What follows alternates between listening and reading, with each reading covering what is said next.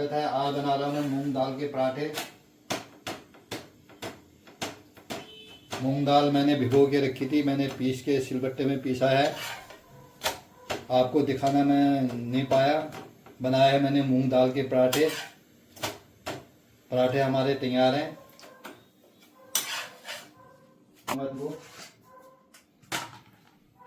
बनाया हुआ है मूंग दाल के पराठे।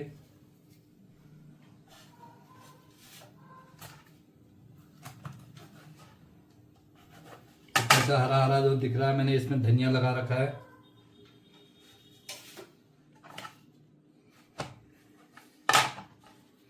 लाइक करें, शेयर करें, फॉलो करें, ताकि मैं आपको ऐसी रेसिपी नाश्ते की सुबह दिखाते रहता हूँ। मूंग दाल के पराठे बहुत अच्छे होते हैं। लाइक करें, शेयर करें, फॉलो करें। ओके, बाय बाय, धन्यवाद। साथ में रखा है मैंने आम का गाजर का मिक्स अचार, घर पर बनाया था। लाइक करें, शेयर करें, फॉलो करें। ओके, बाय बाय, धन्यवाद।